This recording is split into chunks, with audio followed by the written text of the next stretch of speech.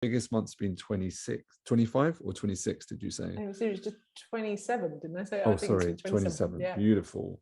In the house, we have Joe. Give her a hand. Welcome to the 10K Club. Congratulations. Thank you for being here. Appreciate you, because it doesn't work without amazing people like yourself that are committed and easy to coach. So what was like the biggest problem that you had before you joined us that drove the decision to join ZOA? Consistency and automation, because I, work very much about manifesting and doing the sort of vibrational part of it, and yet it was kind of sporadic. And although I could manifest large amounts, I'd also be able to go down to poverty, and it was kind of like I wanted a route, just a more consistent model, and I had come to an awareness that I needed something that I would define as more masculine in structure, like the riverbanks to the river. And I'd sort of done the inside work, but my business was missing a model that would allow me to kind of flow through. How was that emotionally making you feel? Which bit? How was it when I was like that? The problem that you were having. So like, that's, infuriating. I could see it. I was able to help clients. Once I had the awareness, I felt okay, but it was just I just allowed you to come in, basically. So I just manifested you. Yeah. Beautiful. Like, because look, we do live in a space, in a world today where people, they get very frustrated, they get overwhelmed, and it's natural because there's a lot out there. There's a lot of conflicting advice. There's a lot of confusion. Yeah. And what I found over the years is actually people think this is normal now, to sit in this space of like just being really overwhelmed. Yeah. And it's like it has now created this almost belief about, having an online business is really overwhelming. And they go, some have bought a range of different kind of services, not had the support, maybe picked up a lot of disempowering beliefs through that process as well, because maybe they're trying to learn something that was outside of their skill set. And so it's a really interesting space, because I think more so than ever before, people don't actually get the right help to get themselves out of that. And it's actually not normal to sit there and go, I'm just going to figure it, I'm going to figure it out on my own. I never figured it out on my own. No. I've always went out and found what I believed at that stage of my life was the clearest and quickest way, because it was always natural for me to do that. So I just think it's I have to say it was natural for me too, actually, because when I was riding professionally, I would never have considered not having someone on the ground telling me what I can't see. I can't see what I can't see. I couldn't, you can't get towards a gold medal by going, hey, I'll just try and figure this all out myself, and then wondering why I'm not succeeding.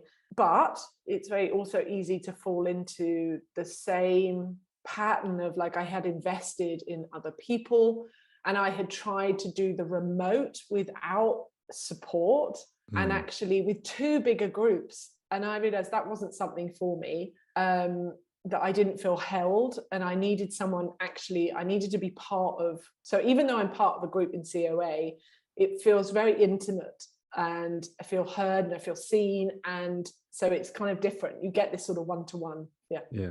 I think that, so out of all the things that we've supplied so far, so for example, the live support, the group forum, how it's built, access to team, one-to-one support, or funnels, ad scripts, frameworks. Yeah. What have you liked or used the most? What's the most value to you so far? Kevin is awesome. He is awesome. He is awesome. I have to say, now that I'm putting into place my automated webinar, and the bliss that is being able to plug and put in all those emails and the sequences, and because that is something you have invested in. And for me, I could do it, but I don't want to do it, and I don't want to have to figure out all those tags. So there's a practical bit of that plug and play that is very useful. There is the shift for me, I think, has been a big thing of, so as a therapist for a long time, I knew, I was driven by hit the pain, hit the pain, hit the pain. You want to make people cry, you want to take them there. That's you get the results. It's good. And people come out feeling better. And, as we all do, we let the pressure off. But as a spiritual healer, I kind of gone the other way, and I was falling into the let's all be positive. And because I'm all about the law of attraction, I had also fallen into a bit of that. Well, I've done my work and I don't really want to go to your pain. And yet my greatest skill is in the fact that I can sit with somebody else's pain and that be okay. So having you say, you need to go there, but you're not adding negativity to the world. And whereas before, maybe I've come across male coaches, when I was writing full time and I was on a blogging course, there was always these messages that say, you've got to put fear into the world. And I'm like, I will not add fear into the world. That's not going to happen. I will help you transmute that to a higher frequency. But so, yeah, I think that's been really important on the coaching calls and in your videos of just like, just don't be afraid there. And actually that has shifted everything in the sales process for me, because when I was selling for a while, I was selling end of life, programs and wills and things like that. I would sit with a client in selling and take them to their pain, because you have to. You're talking about a very emotive subject, but somehow online going, I don't want to upset people by taking them to their pain. But if you don't take them there, you're not going to take them to a solution. And I wouldn't do it in any other environment. So I think that has been quite a big shift, I think. Yeah, I mean, that's, super powerful. I'm not sure a lot of people really get that. But what that is, again, just to clarify it, is you don't need to push people. If you truly go through the process, like the closer process, understand reverse selling, which is understanding their problem.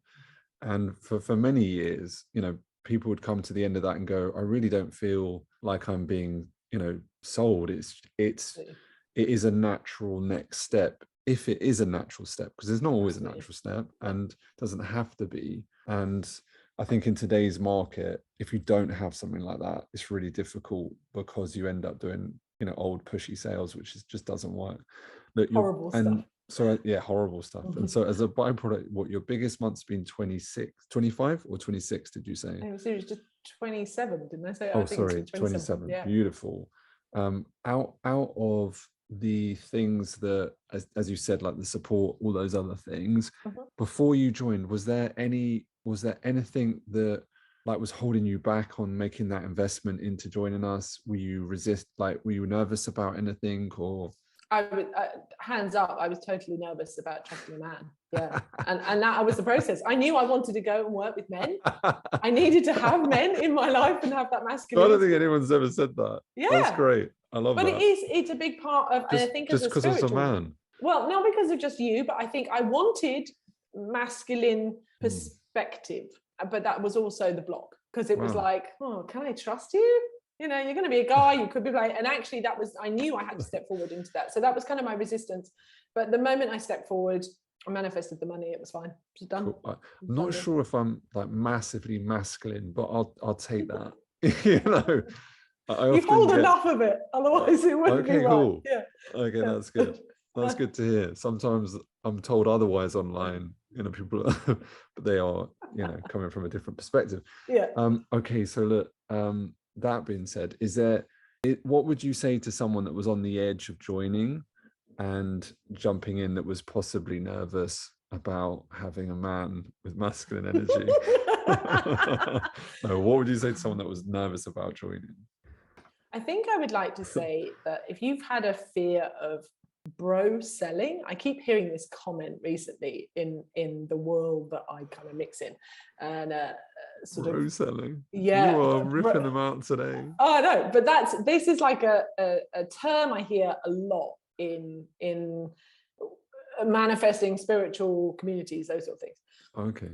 And it is really negative, this idea that it's kind of manipulative, masculine ways of being. And I would say to anybody who's maybe coming from a space where they maybe, I'm not for a long time that, I don't fit in the box. I'm not just in a business field. I'm somebody who does a kind of combination way of working. And if you're maybe somebody who thinks, yeah, but I may be a bit more alternative and maybe it doesn't fit for that and they won't get me. And I would say none of that matters, because actually it isn't about pushy selling. It isn't about trying to figure it out on your own. I mean, I think you listening to you in my head very fast on the recordings is quite entertaining and quite high vibe. So it's quite good. The recordings, but I would say trust actually I felt very safe, and I've also connected with some other absolutely gorgeous women and men in the group, but other women who are on my wavelength. Has been really beautiful as well. And Ed, you're great. But it is hard to find, like it is hard to find, we hear that a lot. It's hard to find people that are really connected on the same wavelength. So why do you think, like you said, this bro selling, why do you think that is a thing today? Like, where's that coming from? I think it's a bunch of, I'm going to say it, but a bunch of spiritual women who are disconnected from their own internal masculine. I was there, I've been there. I don't think I'm there anymore, but who actually have quite a lot of resistance to that masculine presence. There's a lot out there. And of course, that affects your manifesting, it affects your business, because you've got to have both energies. You've got to have both. You can't manifest what you want into the world without having the masculine presence. You've got to have that feminine coming into the masculine is how you manifest. So when you get this sort of belief pattern of, oh, you're going to be pushed and shoved, and that's not the masculine, that's just unhealthy selling and people who are not connected to themselves. So I just think there's, like all labels, I think people latch on to something. I don't know sure if I answered the question. No, that's good. It's an interesting perspective. So look, thanks so much for being here. Really appreciate you. Congrats to joining the 10K club. Super pumped for your next step. But it doesn't happen without being someone that is coachable. We do get a lot of people in the spiritual space, and I do think there's levels of spirituality where you actually move through and start to become really coachable. And in those earlier stages, there is a lot of conflict.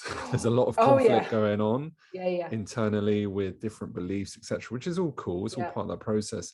But what we found over the years is actually, there's nothing wrong with being in those earlier stages, but they're actually the hardest people to get to a coaching business, because there's so much resistance. And so look, I'm super pumped for you because you've been easy, and it's going to be such an easy journey for you. So look, that being said, let's get down to your next steps.